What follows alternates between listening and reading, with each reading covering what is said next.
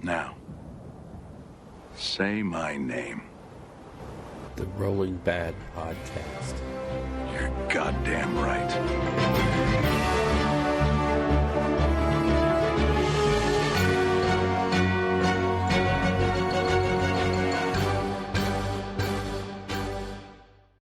Coming to you almost live from our well-isolated and 6-foot... Yeah, thank you for finally hitting that so I can read along. And 6-foot minimum distance desert studio in Rio Rancho, New Mexico. It's the Rolling Bad Podcast, episode number 93. It's June 21st. I'm your host, Elric, the king of Father's Day. Edge. And with me today is Bill. I didn't even get a card. Costello. Yeah. Yeah.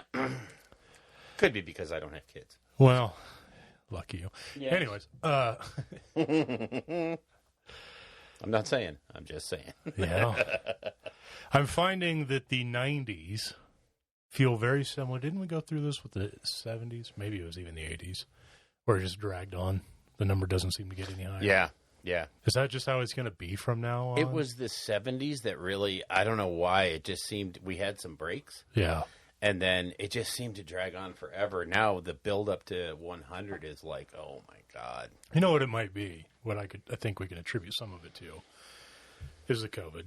Oh yeah. Because the community as a whole is just kind of slow. And... Yeah. It's kind of nuts. It's kind of nuts. All right, well, that's our show. If you'd like to get a hold of it. No, yeah. Yeah. Oh man. I'm just now looking at your show notes for this, and we're going to start on a rough note. Oh God, yeah, it's going to hurt. This sucks. Lay it on us. Well, we got announcements since the last time we recorded that Realms at War, or Raw, the one put on by Mitzi and Jimbo and Steve and Ming over there in Europe, had to be canceled. Yep. Go figure. And then, of course, the big bombshell over here is Nova canceled. Yeah. So all that work that was put into those shows is, well, hopefully it carries over into next year. And I just want to take an opportunity real quick to I don't know if congratulate is necessarily the word I want to use, but I want to at least acknowledge the sacrifice that some of these individuals are making for things like Adepticon and Nova, Midwest Meltdown, all these events that are slowly being canceled because of safety concerns for the COVID-19. And I know, unfortunately, as ridiculous as it is, it's a political issue or whatever. We won't get into that, but there's a lot of other events going on. They're not canceling, not gaming events. I'm talking like just other stuff in general. And they're like, oh, we're going to power through and blah, blah, blah. And it's kind of like saying like, well, we don't care about safety. And not to get into the weeds of opinion and all of that, whatever. I just want to acknowledge that these are people that are taking a huge hit to the wallet and everything. There was, even canceling the event, there was still a lot of prep that all these different coordinators had to do this. So I just at least want to acknowledge that and thank you to everybody who puts on these events and had to cancel for putting safety first. Yep. So actually, biting the bullet and understanding that it's not the right time. Yeah. It's not about the almighty dollar. It's about safety. Yeah. So exactly. And, whatever side you fall on in that argument, it just doesn't matter. Right. It's these things, you have to look out for everybody.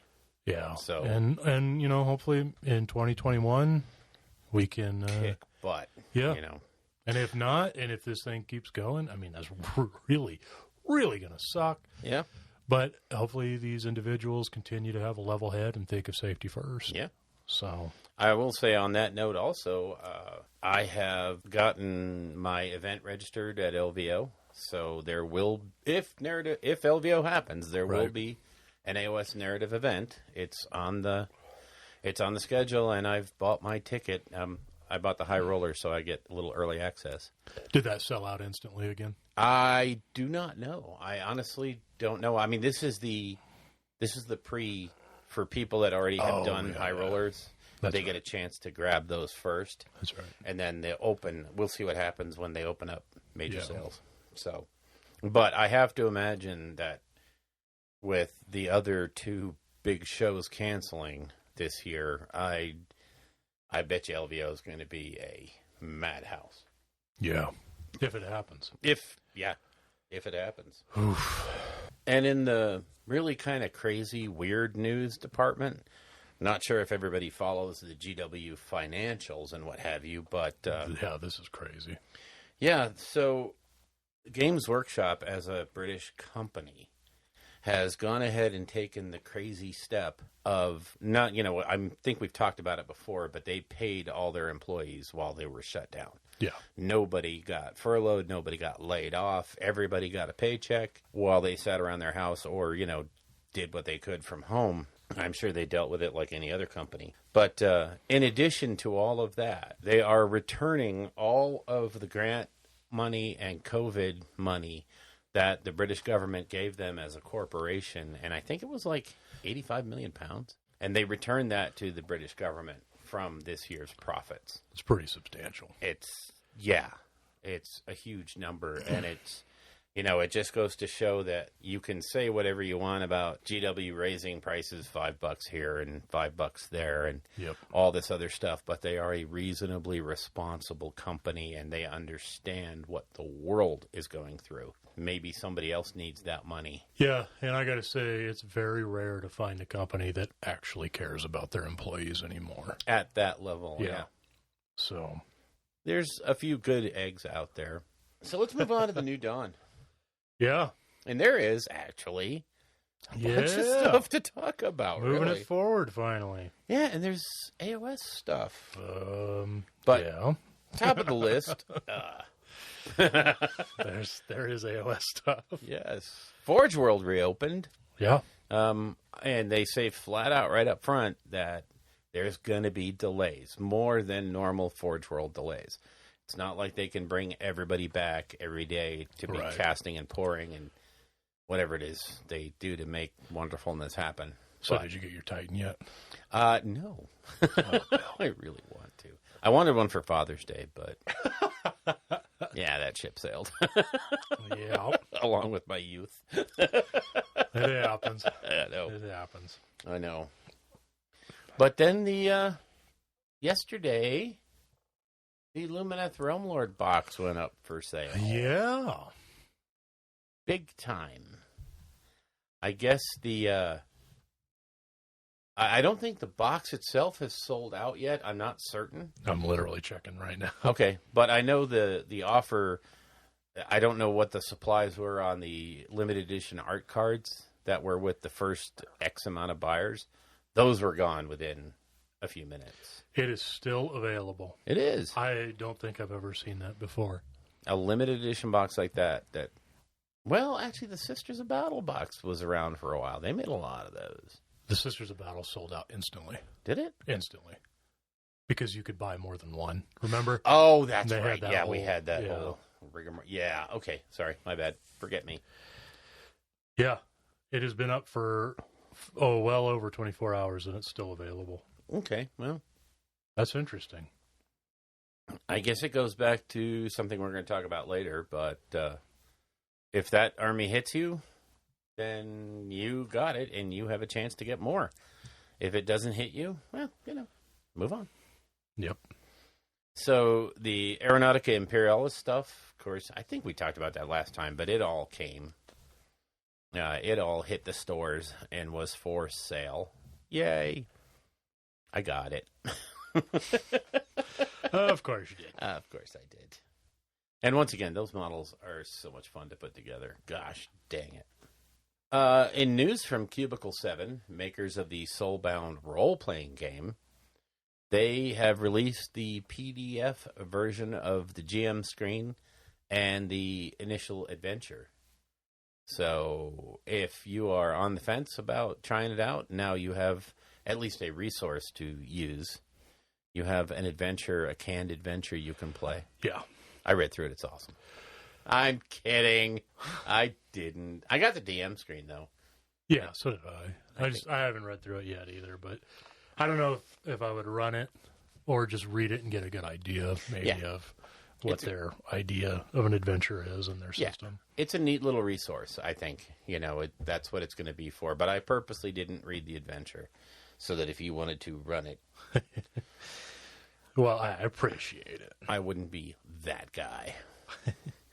I'm sure other people in our group have done it anyway. Of course. Now, for next week's pre-orders, which I was initially going to gloss over because it looked so dry for AOS, but there's actually some really cool GW stuff coming out.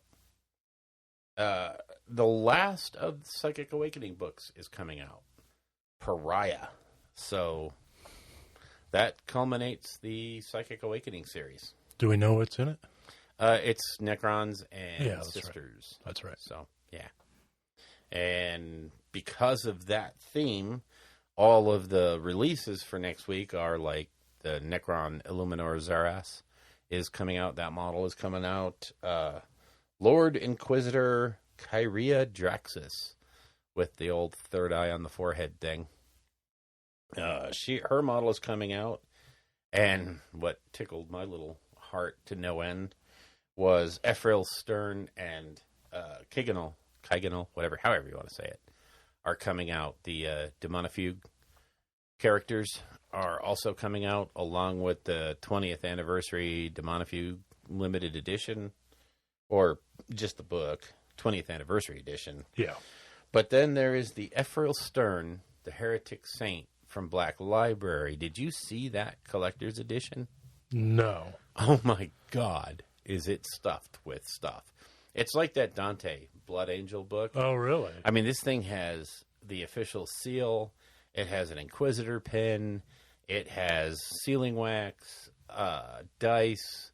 Yeah, there's all kinds of stuff in it. I'm not, I don't have the picture right in front of me. I should have, but it is a huge, it's like a, Black Library palooza, if you will. Huh. Okay. So, yeah, it looks, if you're into that story, the Ephrail Stern story, you're gonna love that. I don't know if I'm gonna do it. The Dante one was a no-brainer. No. That had to be. But, yeah. So that's about it, really, for the new stuff. Nothing other than the Lumineth, which, I don't know, I'm still very much on the fence. Really? On the Lumineth, yeah. Wow. I want to love the models. I really do. But there's just something that... I'll tell you what.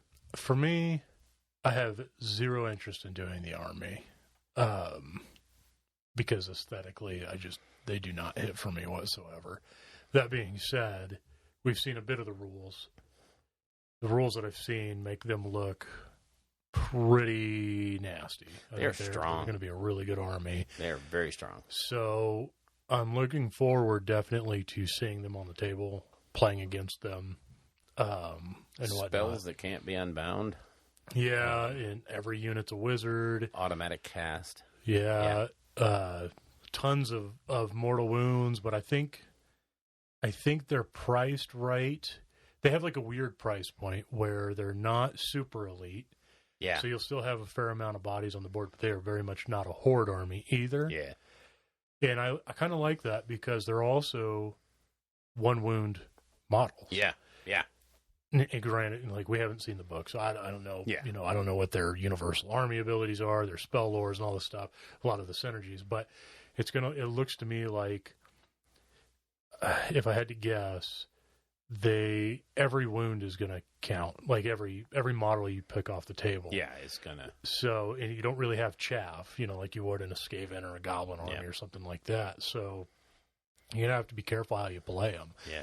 But I think they'll have enough board presence that it won't feel like you're playing, I don't know, like Stormcast or something where you're really limited you're on super elite. Your numbers. So, it'll be interesting.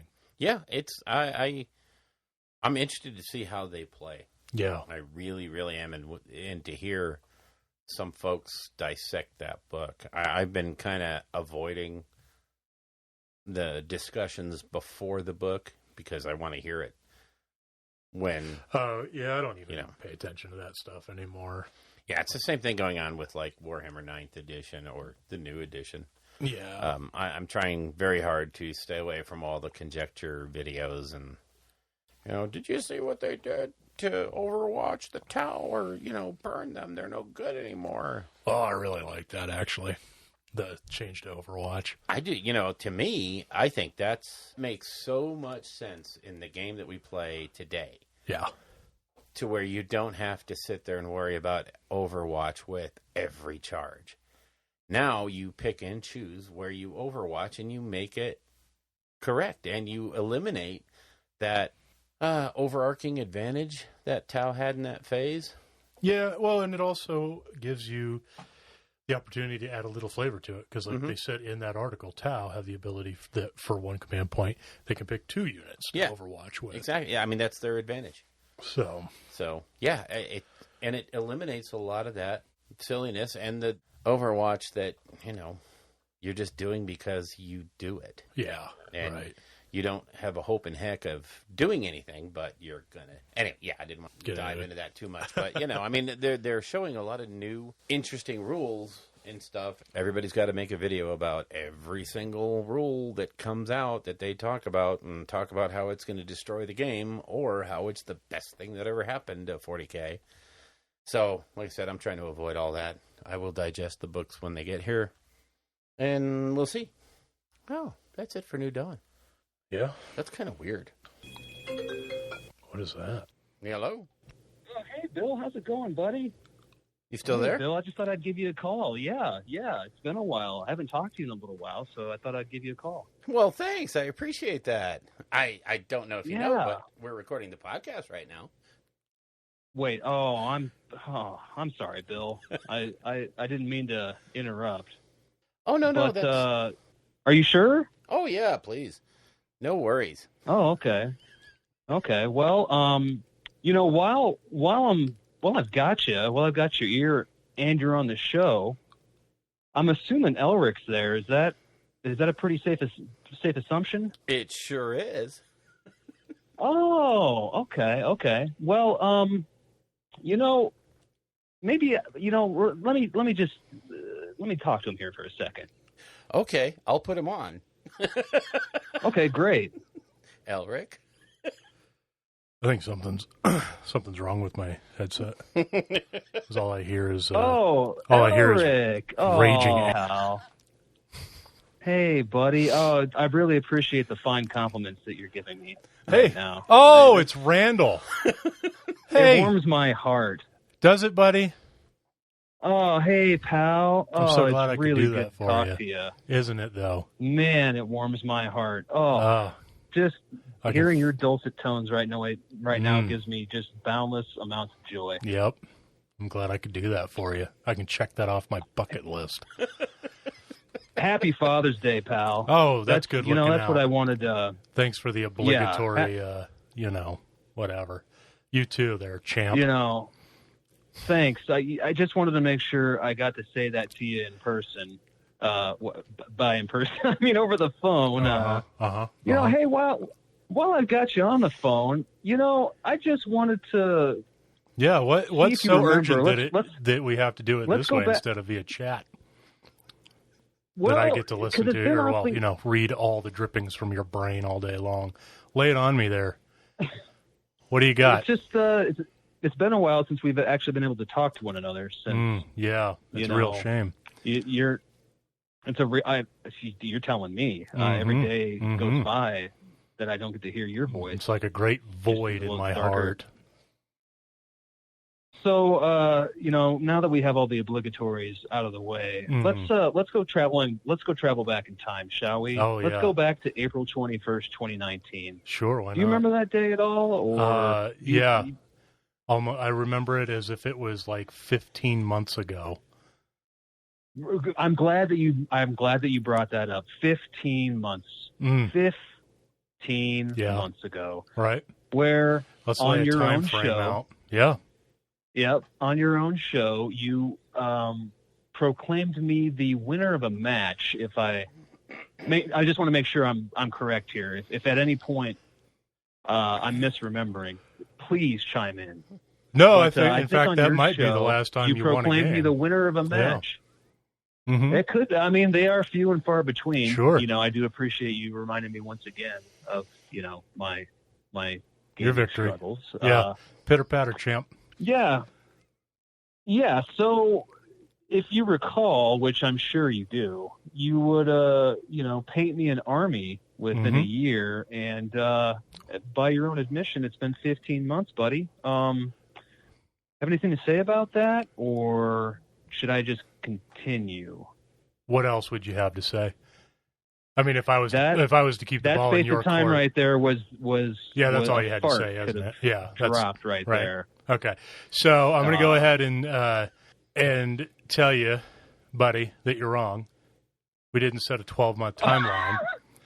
What we did, we said that by the time we have a next RandallCon, you would have a painted army from me. Which would have been Seeing a year. as how there has been no time, which would have been a year's time. Yeah. Oh, now you want to make year. addendums. You want to make addendums. There is no addendum. It would have been a year. Oh, buddy. Right? Since the next one. Yeah. So now we're at 15 months. I'm still sitting here. Sans army, and if you do recall, I sent you a cities army. Yeah, you did. Yeah, you did. Yeah. It's been sitting by on my a last shelf. count. Yeah, it has. Okay. So I just wanted to make sure, that you had not forgotten your how could obligation. I forget? How could I forget about you, Randall? I how don't could I know forget about how that's you even possible. And your I needs I don't and wants, understand it. hopes I don't and get dreams. I know. I really am at a loss. I'm at a loss as to how this could just slip from your mind. Being that your last episode, you were regaling your tens of fans with your exploits and hobby. Yeah, I do listen to the podcast. Do you? Weird, right? Yeah, so you regaled us all with all the things that you built and all the hobby that you did, and there was a gaping black maw that was my army not getting done. But you had time to get the orcs done. You had time to, get all this other stuff built. And then there's my army sitting on your shelf collecting dust. Weird. How can you do a thing like this? Weird. Build up a little boy's hopes and then smash all his dreams to pieces.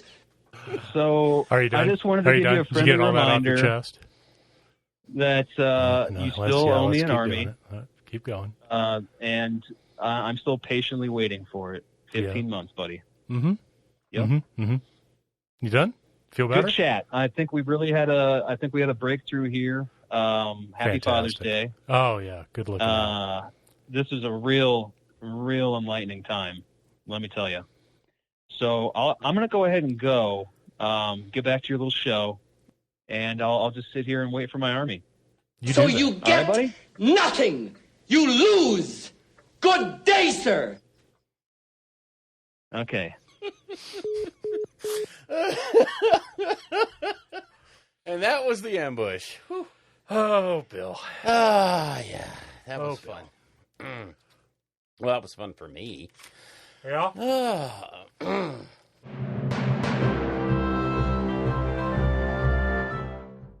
All right, so shall we move on to creation?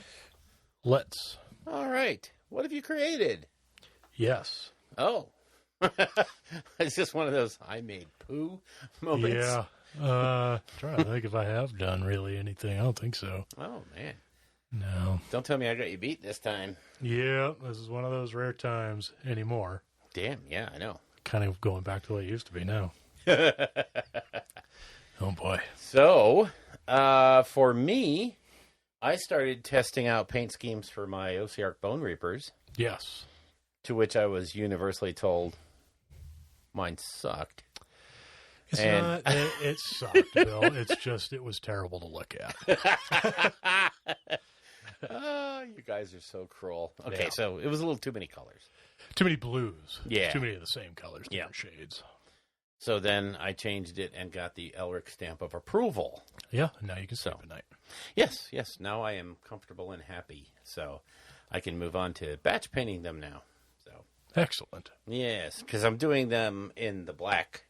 I want the blackened bone scheme. Yeah. And I swore I'm going to do this entire army in contrast. with, the exception of certain colors that you have to. Right.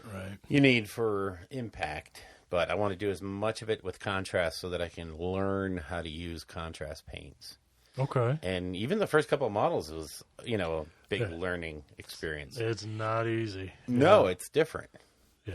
It is truly different. And I kind of found that the brush I was using for the first one really didn't give sort of the effect that I wanted. And I moved over I was watching Sonic Sledgehammer, and he was swearing by the Redgrass #2 brush.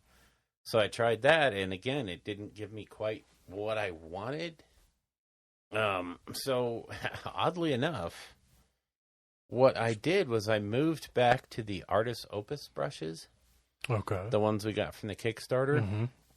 And I found it was a really good brush for that. Now, when it first came out, I wasn't in love with those brushes because they're kind of stiff. They don't have the flex that I like in a brush. Okay. But for the application of contrast, they're just about perfect. And I was really super impressed with how they worked with the contrast paints. So, yeah, I have made them my contrast set. So interesting. Yeah. It definitely caught me out. I was not ready. I kind of figured, I thought I wanted something stiffer for the contrast, something that didn't, fly around too much because I was getting some of the black where I didn't want it. Yeah. And, you could touch it up with Wraithbone and all that stuff, but that just adds another step. Yeah, well, it's definitely not a paint that you want to be sloppy with. Right. Because the way it stains is the way it paints. Yeah. Oh, yeah. And that's one thing that I did. I mean, I think I'm pretty sure I've talked about it before, but the contrast is really good at teaching you brush control. Yeah. Like, you will have to learn brush control or you're going to really struggle with that paint. Yeah, in a big way. So, well, that's good. Yeah, so I was real happy. I am real happy with how they came out. And so I'm going to start batch painting my Mortek guard. So, yeah, why not, right? Cool. And I also built the Barracudas from the AI set because I just really wanted to see what they looked like, up for reals. And, oh, man, they're so sweet. I really wanted this morning to build the Valkyries and the, oh, man, those guard models are so good. And I started to see some super sweet paint jobs in the AI Facebook group. And, oh, man, some people are just making them look over the top. Wow. Yeah. I saw a picture. Like, it was on Twitter. I wish I had saved it because I thought about you. But somebody took a Valkyrie and they found a tiny little figure of a person. Oh, my God. And they put it in the door like it was a door gunner. Oh, wow. I was just like, that is so cool. Oh, that is so freaking cool. That is brilliant. So. Wow. That's effort right there. Yeah. Yeah, a little bit. Oh, yeah. That's kind of like on a side note, did you see the pictures of the new Primaris Sword and Board Marines in the different... Well, yeah, you saw that Black Templar. Mm-hmm. You even said you were in love. Oh, God. So good. Oh, God, they look so amazing at that level. Wow. Yeah. Good stuff. Very excited about all those new Marines. Yep, me too. So I also want to pass on a shout-out we got over the Twitters. Tom Loveland turned me on to a channel that's called Red Rose Wargaming. And if you're at all into Warcry, jump over there to Red Rose. It's 2 words, Red Rose. Well, okay. 3 words, Wargaming. And they have a great set of videos all about Warcry. They tear apart all the different card sets. Oh, nice. They do bat reps. Their bat reps are really good. Yeah. I mean, really? They have overlays with showing the dice that they haven't used yet. So you know what they have in their pocket, Okay. Really, really slick production. very nice stuff. And thanks, Tom. Appreciate that link. It was cool. I binge watched it a little bit. Right on. So, and did you have a shout out you wanted to throw out there? Yeah, shout out to the community for being so awesome. And, doing what you guys do. I mean, I appreciate it. The sheer amount of content that goes up on the social medias. It's very inspiring.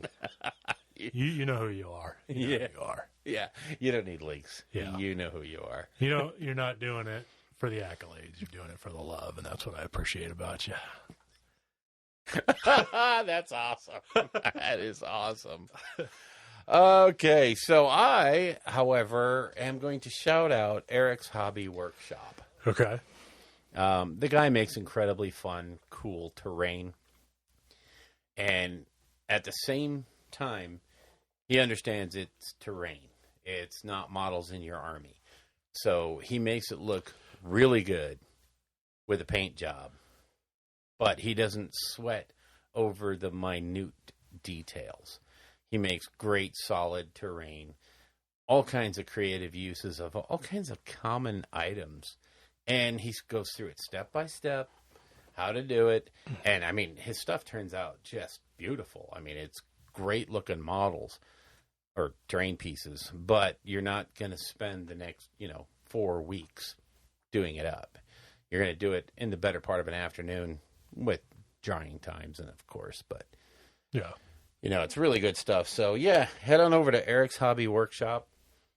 He just did a little call-out to another channel, and I forgot it's a British guy's channel, but they had a little terrain competition, and both of them turned out these really awesome pieces of terrain to compete with each other, and so it's kind of cool. It's kind of fun. Cool. I wanted to swing back to Red Rose Wargaming. Okay. One of the things they do for their bat reps is they have the Arena of Blood. Did you ever see the old Playmobil Coliseum set?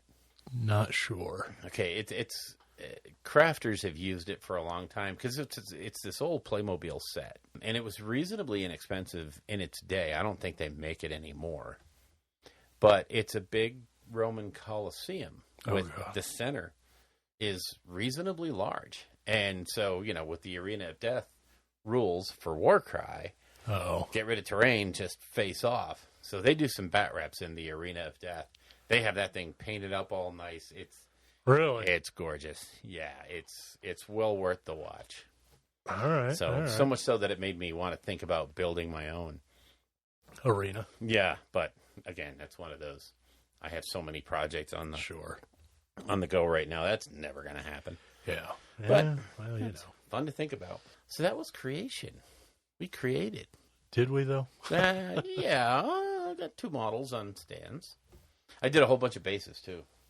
Oh, right on. Yeah, because I wanted to have the bases separate. So yeah, the bases, they need dry brushing, but that's about it. And washing, maybe. Did you 3D print them? No. Those are all. I just had the 3D printer set up, so. Yep, nope, that was churning out other pieces of terrain. Ah. So I have this crazy idea from the Shattered Stormbolt set. The big oblong piece, the rectangle piece. Okay. So, gonna cut the interior of that out, drop it down a little bit, and make just a blood pool for the Khorne or for Chaos. Okay. Because you got to figure, at some point, one of those somewhere was turned into Khorne's little happy place. So, yeah. Probably. Yeah. Actually, I will give a quick shout out. It's kind of a side tangent thing or whatever, but I follow Gigabytes on Facebook. Yeah. And they put up a post about how they're a store here in the States, and they do online orders.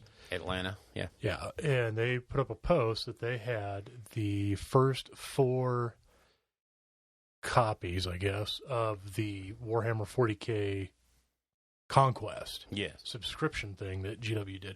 And that has not been available here in the States. They only did it in the UK, and then I think they did it in Australia.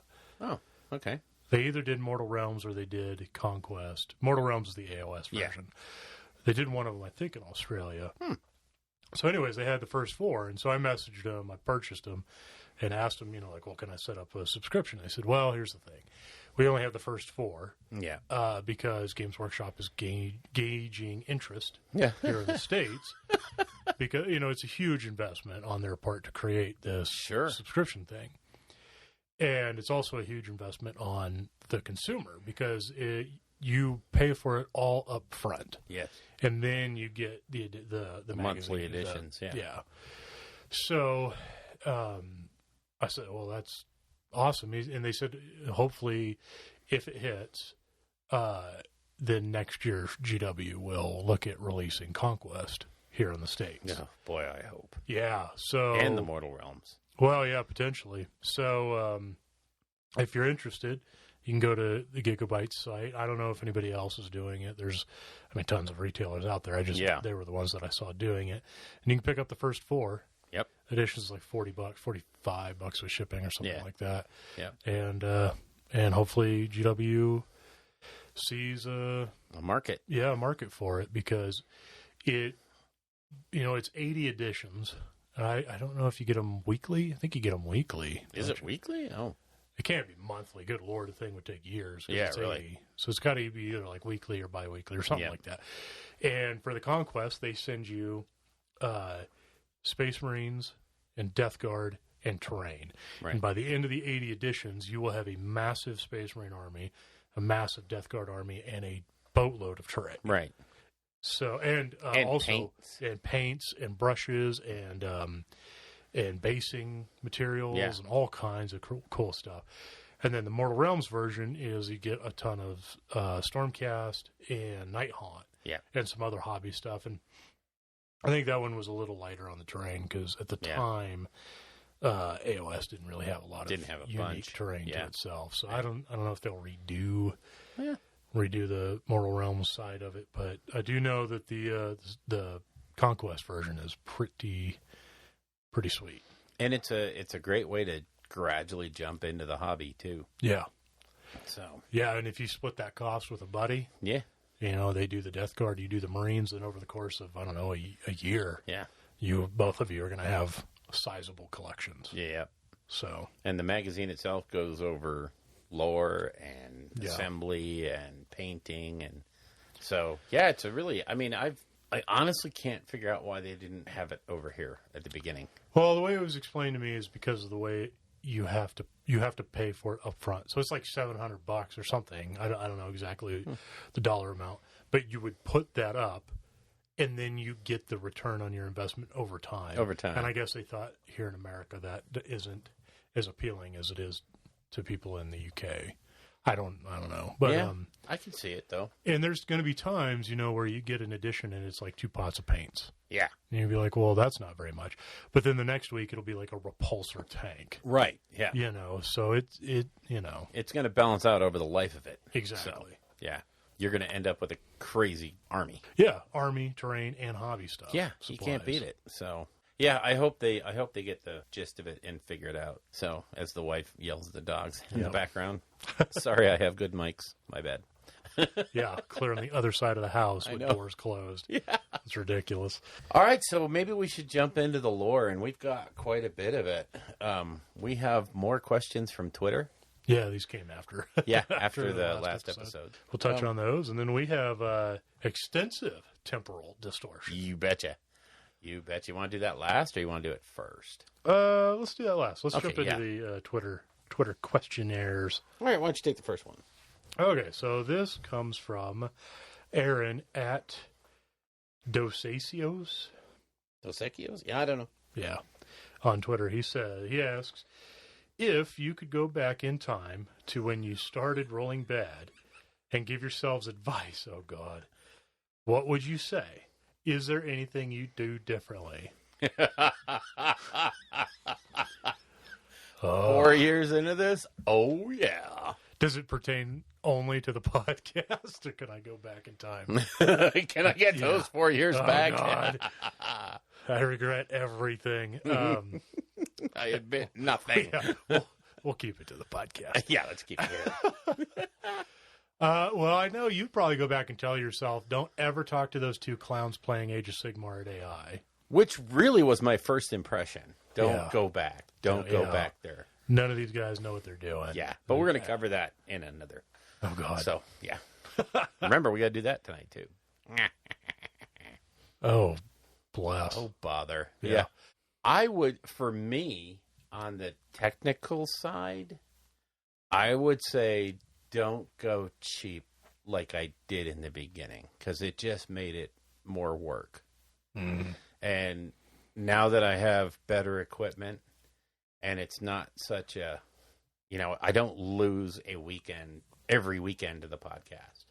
Yeah, I do remember some thinly veiled death threats in the first 18 months of the show from the individual editing. Yeah, it was rough. I was not using the best of tools. I mean, everybody starts out. You got to start somewhere, and normally you start out using something like Audacity to edit the audio, which is it's a palatable audio editor, and a lot of people use it to great effect, but it's just not the best. Right.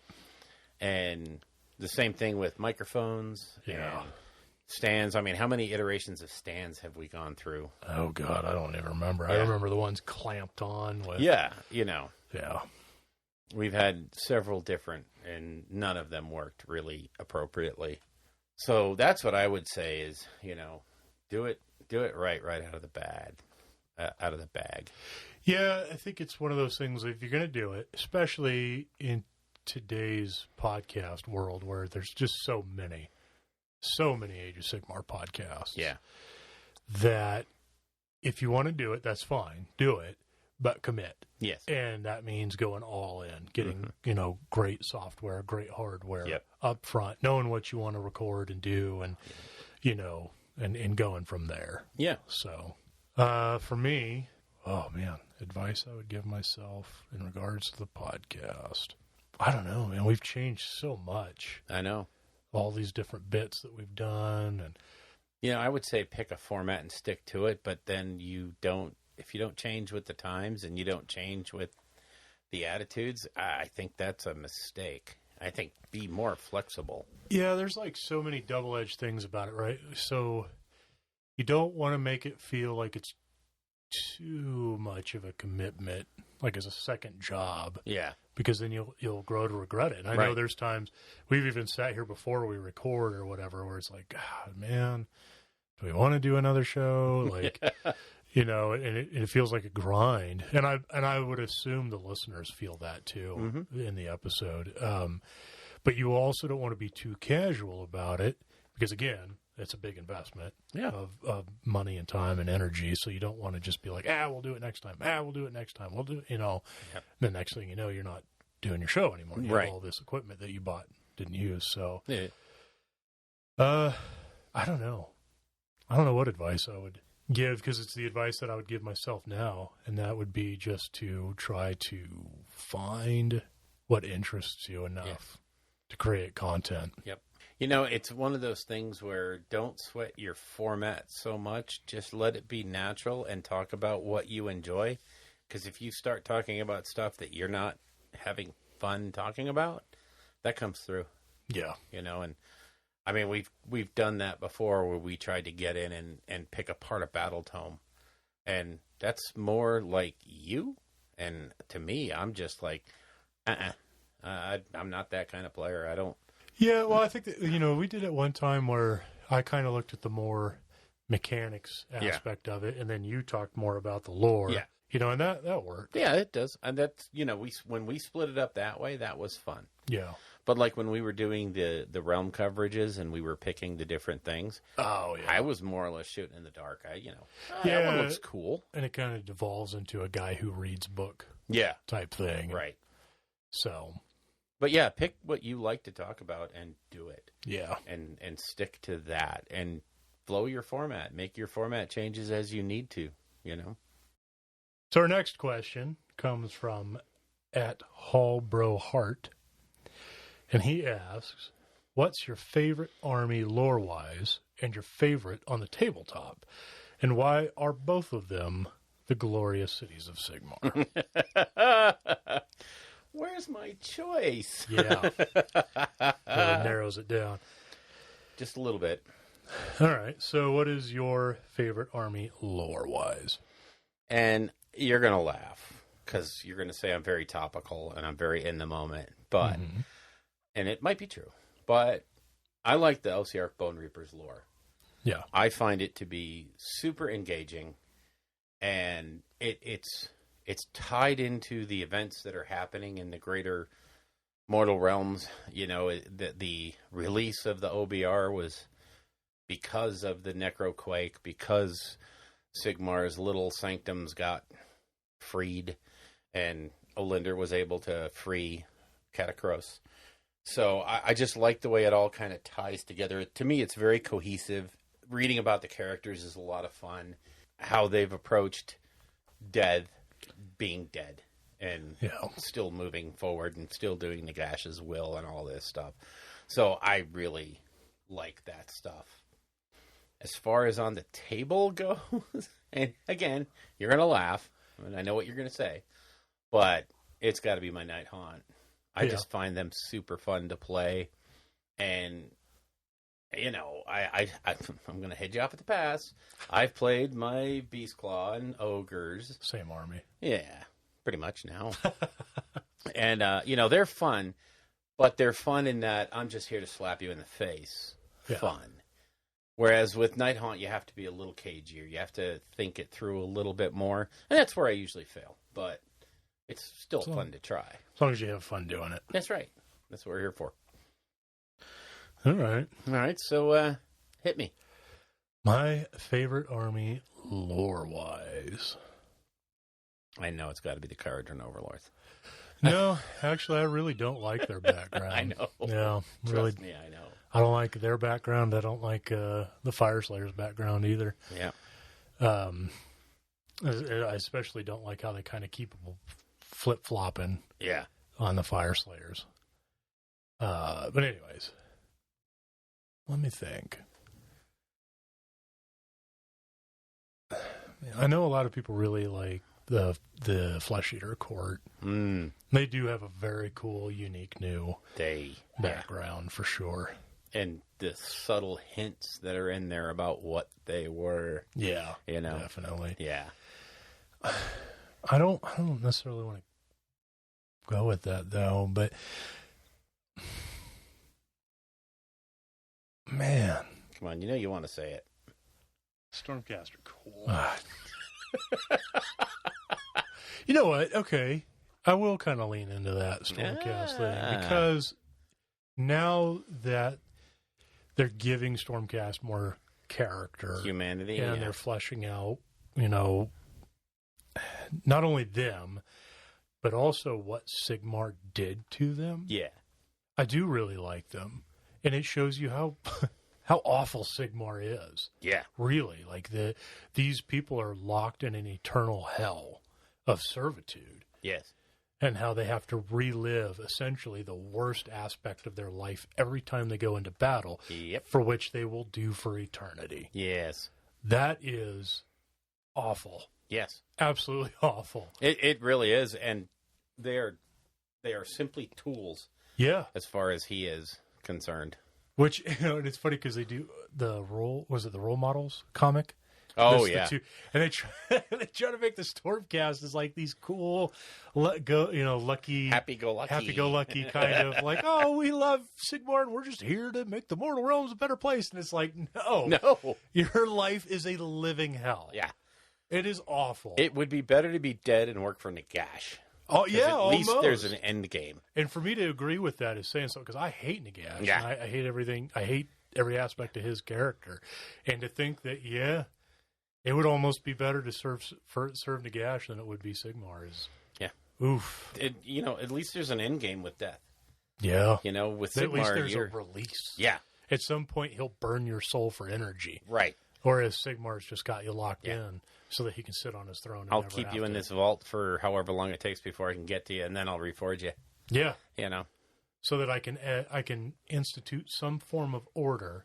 Yeah. Over people that I abandoned. Yeah. And if they don't adhere specifically to it, I'll kill them anyways. Right. I mean, he's basically a chaos god. In sheep's clothing. Yeah. Yeah. Oh. Wow. That was hardcore. Yeah, but then, and then you look at, this is also kind of topical, because they've been, in the community articles, talking about Lumineth. Yeah. And how they tie in with Teclis. Yeah. And to a lesser extent, Tyrion. I'm Tyrion, really hoping this isn't Tyrion's army. No, but hope it feels not. like he's going to get stuck with it. They're going to get morphed. Yeah. Yeah, and how, like, Teclis is really terrible, too. Yeah. Like, he literally tried to kill his first creation, the Ideneth Deepkin. Yeah. And then these guys, he built them up so high, and then right as they got to the most precarious position, he pieced out. Yeah. And, of course, they collapsed because they're mortals. Yes. Even if they're elves, they're still They're mortals. still mortal. And then he came back and he's like, "Oh, fam, I got you. Let me help you piece this back together so that you Got can you do back, exactly fam. what I say, when I say it, how I say it." That's right. Yeah, the gods are trash In in the mortal realms. I gotta say. And, but the beauty of it is, I really think they're trying to make everything as bad as everything else so that there's no clear... There's no good guys. Yeah, it's 40K. There's no real clear, I want to work for those guys because they're actually noble. Yeah, no. All your choices are bad. Pick the one that meets your level of badness. So, Yeah. and, Or who will at least allow you to survive a little bit longer yeah, in what is probably one of the worst places to try to survive. yeah. The mortal realms. And then just go look at the Warcry warbands and go, this is what happens when you leave people to their own devices with no guidance, no help, no nothing. Thanks, Sigmar. Wow. Yeah. That kind of took a turn. Boy, did it ever. Yeah. Wow. Oh, so my favorite on the tabletop. Yeah. Back to rolling dice. Yeah. Oh, man. Probably the Overlords. Yeah. Aesthetically, they just look so cool. Oh, my gosh. That technology, steampunk type thing. I hope that's something that they keep growing with. The Lumineth Realm Lords, to me, are very organic. Even though, they got the weird headdresses and all that stuff, they're still very organic. Yeah. They still are very humanistic, and, you can see that those are people. Or Right. elves. Are elves people? Yeah, they're people. Oh, boy. Well, they got to be people, right? Sure. Are orcs people? Ooh. Oh, let's not do that one. Well, do they have souls? Oh, do we? Okay. I don't know. That's the... Well, yeah, elves have souls because Slanesh consumes Yeah, them. ate them all. So, But I don't know about orcs. I don't know about orcs because they're just fungus. No, that's 40K. Oh, yeah, you're right. That's not been confirmed. I'm mixing my lores. Yeah. Anyways. So, yeah. So, other than and of course, the Great Cities of Sigmar would have to be my... I'd say that as far as like conversions that I've seen people do, yeah, Cities of Sigmar is. And, to circle back around to his statement, which, we took with a grain of salt, but actually, in total, I am most intrigued by the lore of the Cities of Sigmar because, I started up my own little city-state so that I could have sort of a place where I could mentally place my armies. Oh, yeah. In one of our failed projects that we did. Well, yeah, kind of. Yeah. But I've been using it, so now it's in Soulbound. So it's great setting for Soulbound. I love that idea of watching something grow from really nothing, from the empty mortal realms to now we're getting cities. Now we're going to organize. And like we talked about a show or two ago, what would we like to see? I would like to see an army of noble free city, knights, basically. Yeah. Replacement Bretonians, if you will. Definitely. Because, I never played during that time when they were popular and cool. So, well, and we've seen with the Lumineth Realm Lords that Cav can be really good again. Oh, yeah. Oh, my Those God. Those horsies hit hard. That's the thing. Between the Murder Ponies for the Osiark Bone Reapers and now the Cav for the Lumineth. Yeah. Yeah, I think Cav's becoming a thing again. Definitely. All right. And our last question comes from Ryan Inman, who is at the Gnome's Bane on Twitter. I love that name. Mm-hmm. His question is, what is one box set or model you regret not getting when you had the chance? Oh, boy. All right, Mr. FOMO. I don't know. There's nothing I've never gotten that I wanted. No. Wow. All right. Wow. Was All that right. ever a statement? I am going to say, I got to think about this one here because I've actually been pretty set up with all the Sigmar stuff. Yeah. But the biggest thing would have been actually understanding that I wanted the ogres and what's his name from what the hell was the box with the ogre tyrant? Feast of Bones. Feast of Bones. Because I actually ended up getting into that late and had to split a box. And luckily, the individual that I split it with had bought multiples, so he let me keep the books and the stuff from it as well as the miniatures, or just the ogre miniatures. But yeah, that's the one I should have. I don't know why I didn't think I would want it, but I was dumb enough to not get it. Yeah. Yeah. Well, that's fair. Are we keeping this with Age of Sigmar then? Well, I mean, that's the big one I could think of. There's so much 40K stuff that Yeah, I I was missed gonna along say the way that, you know. I gotta say that chaplain, the Terminator armor that you only get at the store store anniversaries. Anniversary, yeah. Yeah. No, it's the store openings. Opening. Yeah. Yeah, opening. To get that one. That's always been one of my favorite. But now that, I mean, it's basically been made clear that old Marines are going to go away, so I don't feel as guilty about missing out on that. Yeah. For Age of Sigmar, a model that I didn't get that I wish I had, it's hard to say because they really haven't done anything that, there's not really anything that's limited that you couldn't get. Right. And, you know, one thing that I am glad to see is that the limited edition stuff that they're coming out with now is impactful and it's cool, but it's not game breaking. Mm-hmm. You know, it's not like if you don't buy this set and get that guy, you're screwed. Yeah. So, and, you know, you can kind of point to, I guess, you know, like, say, the Feast of Bones box where, you know, the Tyrant, it was the only way to get him, or the Abhorrent Reagent. Abhorrent Reagent. I did it again. Yeah, God, I am incompetent. Abhorrent Regent from the other box, Carrion Empire. Yeah. You know, I had to circle back around and buy that box because I did not realize he was not a normal leader character. So yeah, that's the thing is those were really the only difficult ones to get your hands on, and now they've released them all. The only one that I was really worried about, but I did manage to get my hands on, was the Ether, or the Engine Rigger, the Engine Master with the dirigible suit from Ether War. Right. But I did manage to get a hand on an Ether War box, so I have one of those. Nice. So yeah, Age of Sigmar really isn't old enough that they released. I mean, they come out with Stormcast characters all the time, but and I have a Stormcast army and whatnot, but I don't feel like I lost out. Really. Yep. On those, so yeah, I don't think there's anything for Stormcast that I feel. You know, you have the Chaos Dreadhold. Mm-hmm. That's not available anymore. Right.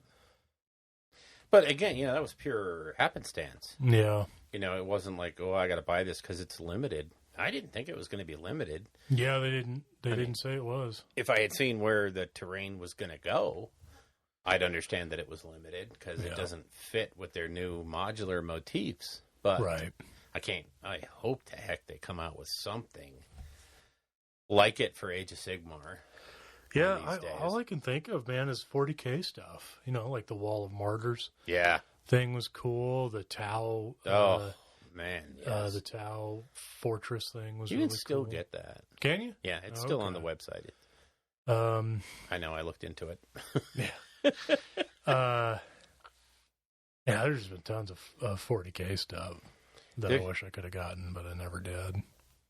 But I can't, and I guess, you know, if you want to go back to fantasy, a part of me wishes kind of that I still had a Bretonnian army, but you wouldn't use it. Yeah. Yeah, it would be a great shelf thing. I mean, I had one. I had a massive Bretonnian army and Tomb King's army. Yeah. And I got rid of both of them when AOS came out because I saw the writing on the wall right away. Yeah. So. I feel the same way with my Black Templar Feast of Blades army. I wish I still had them. Oh, yeah. Oh, I had a beautifully converted Empire army that was all Middenheim. So it was all wolf motif from Ulrich. Oh, man. And, that would be so cool for a city's army. But the problem was it was a lot of knights. Yeah. And that was one of the kits that got axed way back. Yeah. Early days of AOS was Empire Knights. So yep. A lot of that wouldn't have been useful anymore anyways. Yeah. Unfortunately. Such a damn shame. Yeah. But, we cry over spilled milk, but look at all the new stuff. The stuff that's coming out is so amazing. And, I keep flipping back to that. I don't particularly think that the Lumineth are awesome. But when you look at the artistry that went into them, you just go, oh, my God, are we going to get some amazingly cool stuff? Now, I will say one thing about Lumineth, because I've been pretty hard on them. Oh, yeah. Every time we talk about the new models, the army just does not look good to me. That being said, I cannot wait to see what that army is going to look like when it gets out into the wild and people start chopping up models and doing stuff, because I love high elves from back in the day. I had a huge high elf army that I used to take to tournaments and everything. So maybe if some people get a hold of it and they start, I don't know, getting rid of the ridiculously over-the-top helmets and some of that stuff, I'll probably see someone's army and be like, ooh. I need that now. Ooh, yeah. I don't know. We'll see. And the rules definitely look good. Oh, good they are God. so good. But I'll tell you one thing, and I don't remember the podcast I heard this on, but someone else was saying the same thing about the aesthetics of the army.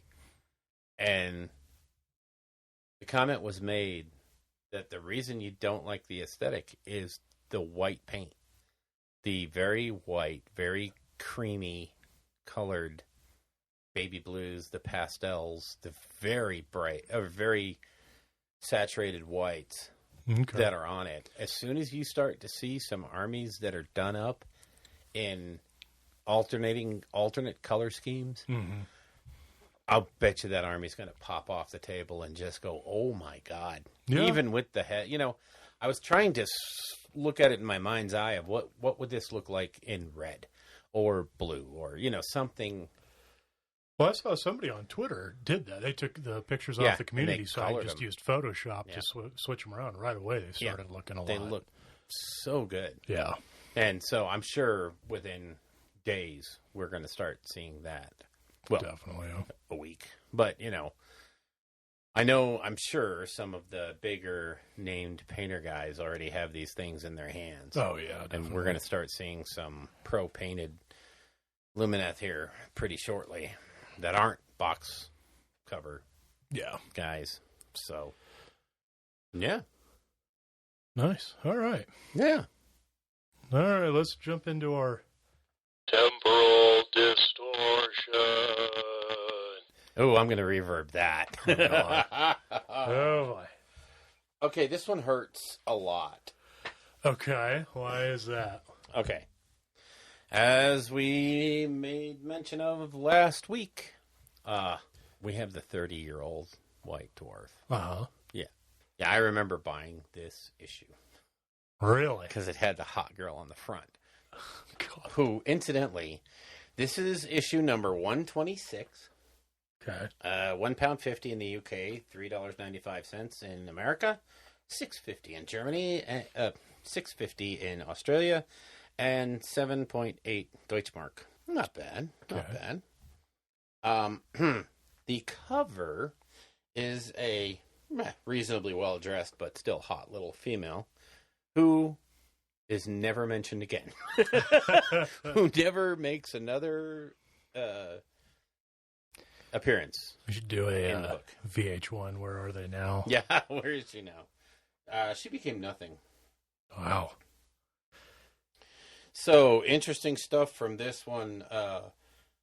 Part of the staff from White Dwarf, Graham Davis, Andy Chambers, people should know those names, Brian Ansell, Tony Ackland, but Nigel Stillman is one of the staff writers for White Dwarf. You're familiar with Stillmania, right? Yes. Yeah, that whole interesting way to play. So definitely different. The other thing I wanted to call out in this issue is there's an entire page that is dedicated to computer dial interactive telephone games, complete with the British phone numbers. So we had Blood Money, Hear the Roar of the Crowd as Sword Meets Flesh. These are all dial-up BBS games. And if you're not familiar with what a BBS is, it's how we communicated before the internet. Okay. Yes, Okay. there was before the internet. Okay. Blasphemy. I know. But yeah, 4 different, and these are all, these are dial-up games that you would pay to subscribe to. And like this one, the Chief Commander of the Month in Search and Destroy would win £500. And basically it was online battleship. Okay? Online battleship. Okay. But you had to pay per play. So, yeah. You got to know they were making money hand over fist if they were handing out £500 every month. So that's, in those days, that was no small number of pounds. And they go into detail about all the European stores and what they're doing. I mean, there's literally a paragraph on what each store is up to. Wow. Yeah, exactly. And then the U.S. recruitment program was kicking off. But then we get into the real fun, the Epic Space Marine articles. This is all by Andy Chambers, where he goes into how to put together a Space Marine epic army. And oh my gosh, is this stuff funny, because the lore in this is not anything like you would imagine it is today. It has moved so far from this. You played Epic, didn't you? Yeah, that's how I got into the game. With all the counters and all that stuff. Well, in this magazine, you could rip out this page or photocopy it if you... Yeah. Well, no, you couldn't photocopy it. You could Xerox it. Yeah, Yeah. Xerox. So, or maybe ditto it. But, yeah, and that would give you all the counters you needed for your cards and what have you. And, you know, like I said last time, it's Space Marine armies are divided up into 3 battalions. The 1st, 2nd, and the 3rd battalion. The 1st battalion is the most experienced and veterans and blah, blah, blah. What about the 10 companies? Yeah, no. We didn't have that then. The Codex was still a little wishy-washy. Yeah. Then another great article was the 1st edition Knights for Epic.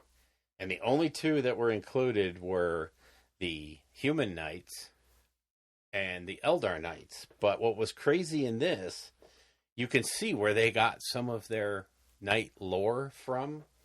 And I wanted to get to that page here to read you. Where is it? Here we are. Imperial Knights. Oh, God, yeah. You had 3 houses. House Hawkwood. Remind you of anything? House Beaumaris and House Mortimer. And that was it. That was the 3 Imperial Knight houses. Yeah, thanks. Wow. Thanks for playing. Now, of course, the Eldar were divided up into clans back then. Not ships, not Craft World. Craft Worlds. Yeah, no. Sableclaw clan, Sea Talon clan. Battletech, anybody?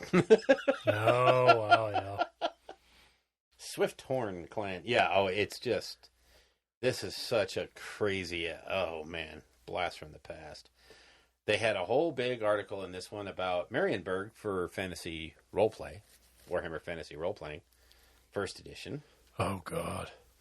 But then, a little bit further down, you had an article in here from John Blanche about how to paint stuff. He was all right. Jesus. You know. But then you get into the Rogue Trader Mad Boys. And this is what I was telling you about, where it had all the tables when you made up a Mad Boy. And you would have to roll on their manias. Now, I'm not gonna actually read out all these different tables. Yeah. Because actually, in this 30-year span, some of this stuff has become reasonably sensitive. And this is stuff you don't make jokes about anymore. Oh, You know, wow. Okay. The different behaviors, yeah, it would not fly today. Interesting. It would not be, Yeah. I'm not even gonna talk about what some of the tables are because it's just not fair to. Well, folks. then we should immediately put it up on Twitter and let the internet cancel GW. Oh yeah. That's the way it works now. Okay, good. We dug up something from a long time ago, and I do like the moronic behavior. That one I had a lot of. So, but yeah, this was so much. And they had a bloodlust table. But look, you could order individual metal Bad Boys. Oh, wow. Yeah, it's so much fun. The Imperial Knights looked like so horrifyingly bad. You should call them and place an order and give them the give them these part numbers. Give them the part numbers. Yeah. Just be like, yeah, I'll sit on hold while you while you research this and find them. They should be metal. Yeah. And the other thing I wanted to show you is, remember back in the day, if you wanted the GW catalog, you cut these pages out of the White Dwarf and you pop the holes in there, and the binder that you could buy to store the catalog, these would fit right into. And so you would have your catalog, because these pages back then had all the bits too. You could order the bits that you needed. Yeah. So this was how you got the catalog, was it came out in every, it was split up in every issue. Yeah, I'm not going to lie, Bill, this is before my time. Okay, this was, oh my God. 30 years ago? I was 6 years old. Yeah. I wasn't pushing models yet. Let me see, 30 years ago I was 5? Yeah, no. Okay. So, anyway. Now this cover I remember. I'll let you go through that one, because that's issue number 245. This is the 25-year anniversary. Wow. See, I put it up. Came with a poster of a Land Raider. The new Land, well. The cutaway. The cutaway, of the new Land Raider chassis. Yeah, I remember that. It has the Crimson Fist Land Raider on it. Oh, yeah. Now, in this one, oh, man. War Master rolls on. Oh, yeah. And we get the dwarves.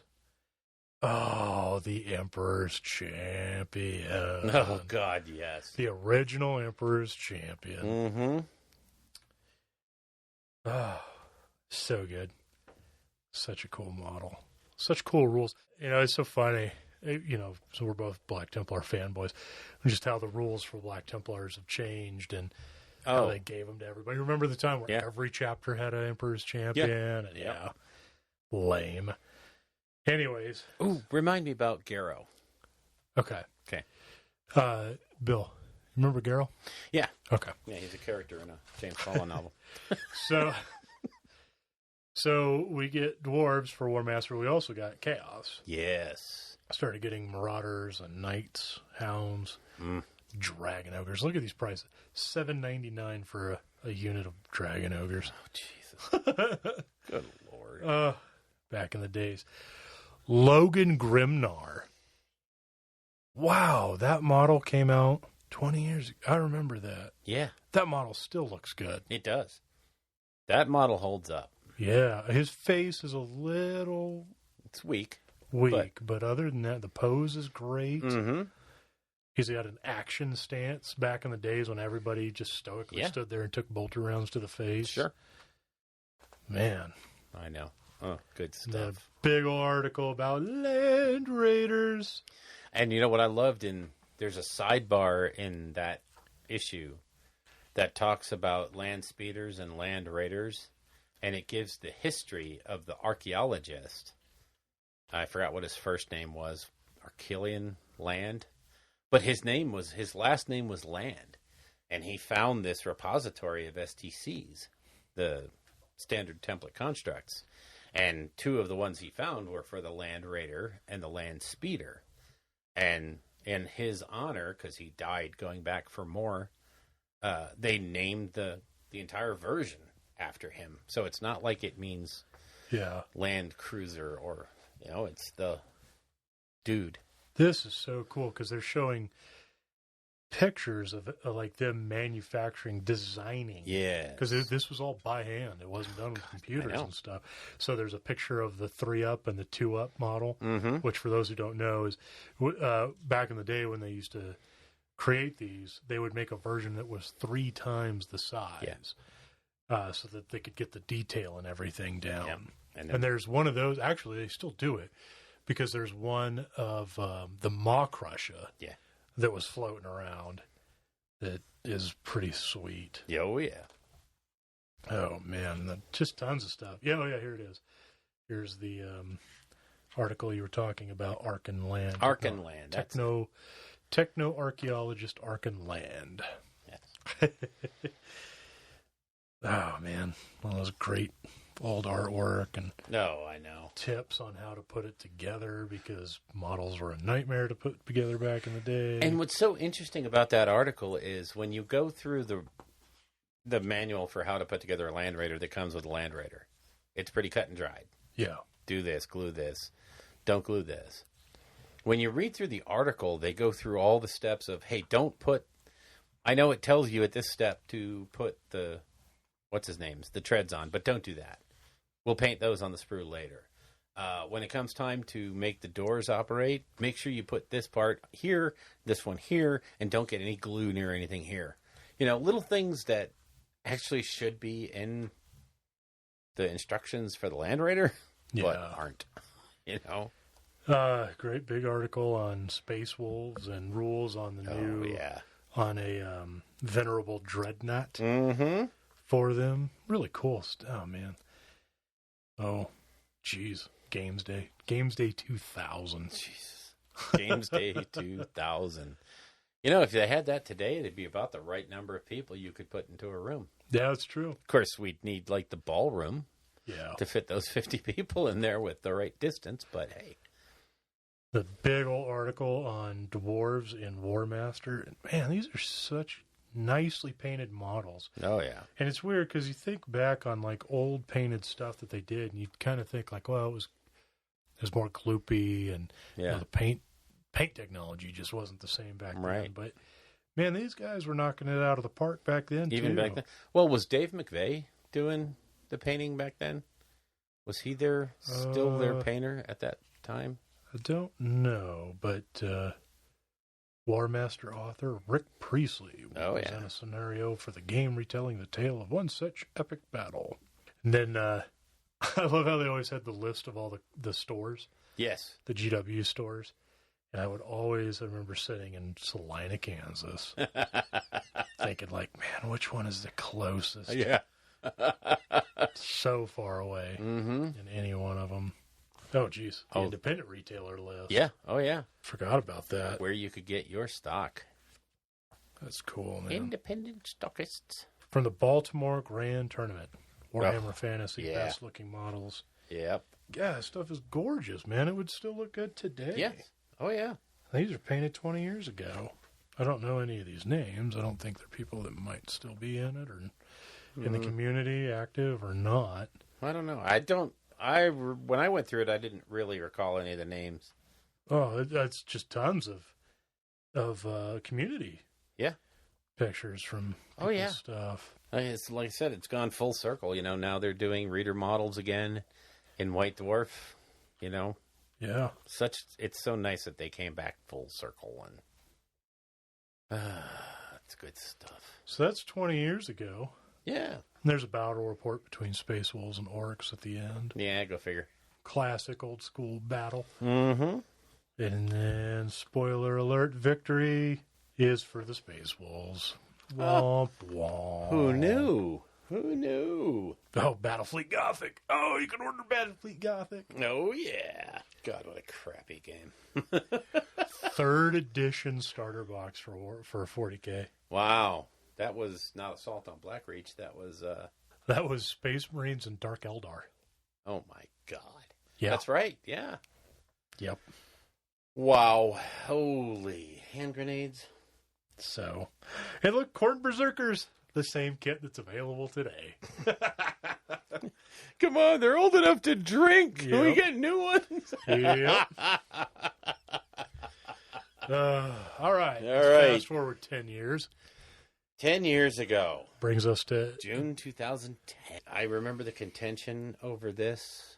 Uh-oh. So much. Spearhead. Yeah, I remember you wanted to talk about this one. Oh, it was, this was in I mean, really, the internet was still in its infancy. We were still doing a lot of America Online, and email was, sometimes didn't go from service to service, and it wasn't just like, Reddit all over. Smartphones weren't even really a thing yet.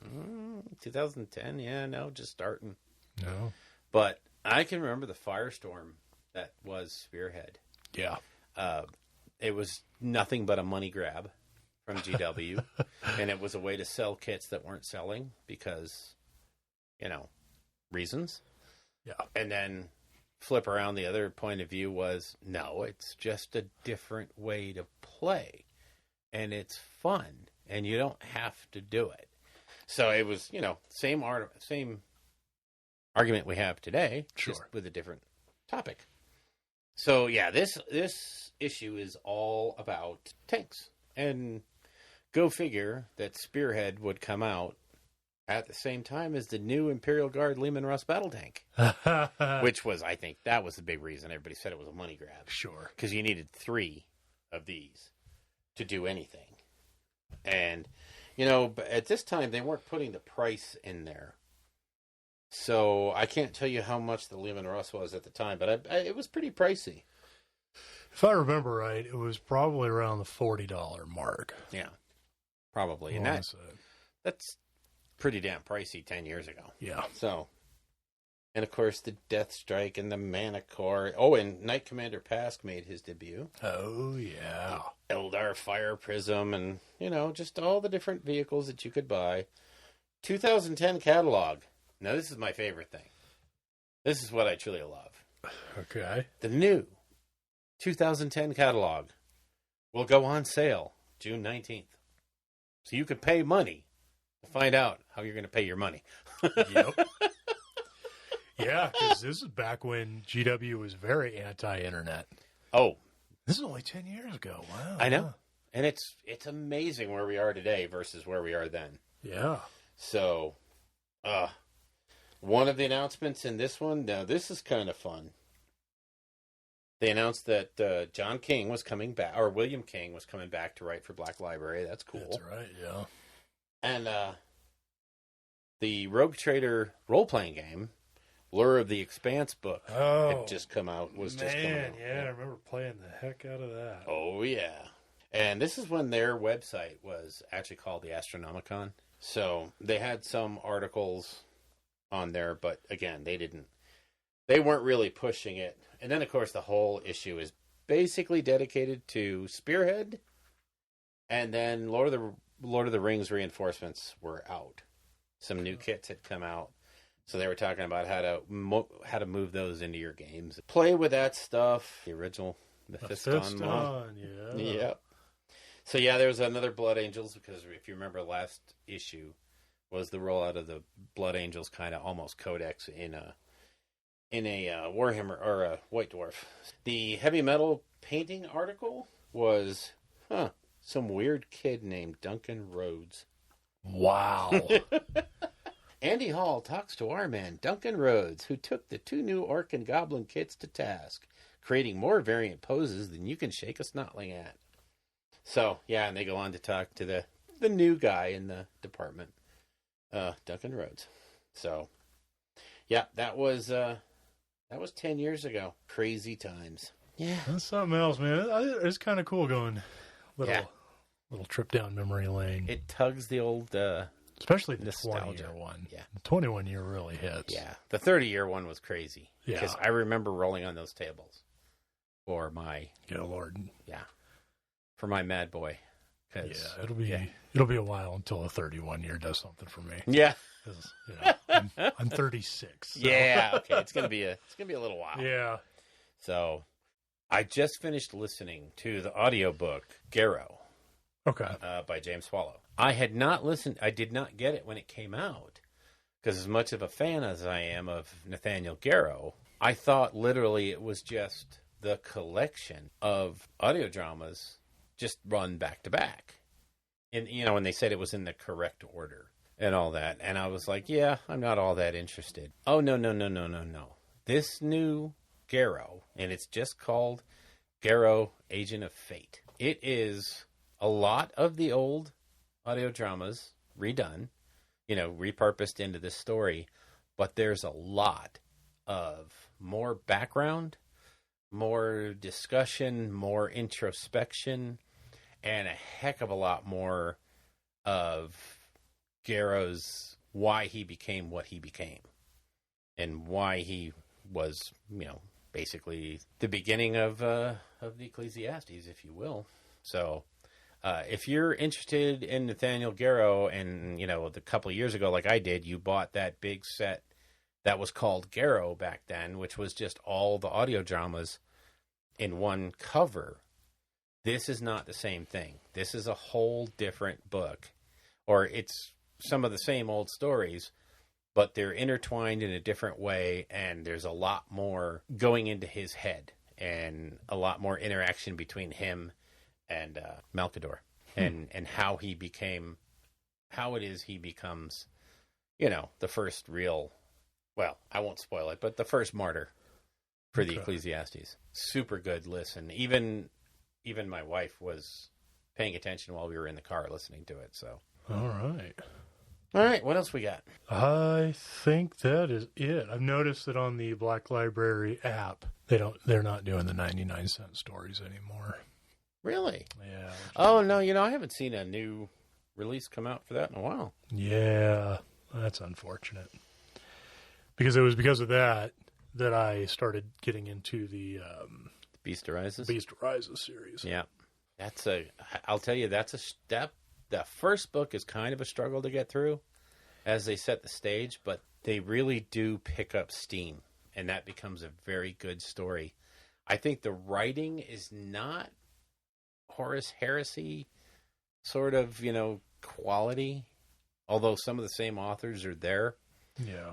But it's a great arching story of politics and intrigue. And I think that's where some of the people got lost on it, was there was a lot of the intrigue and a lot of the power play in the Imperium, as opposed to just, here's some bad orcs, let's go kill them.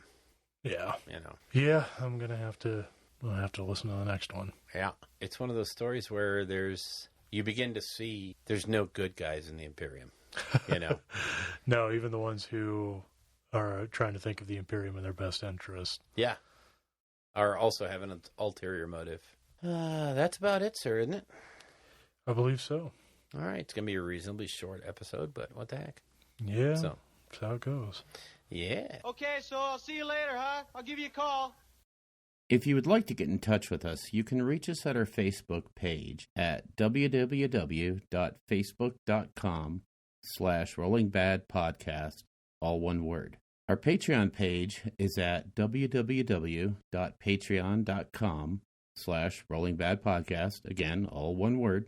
The Twitter account for the show is at rolling_bad.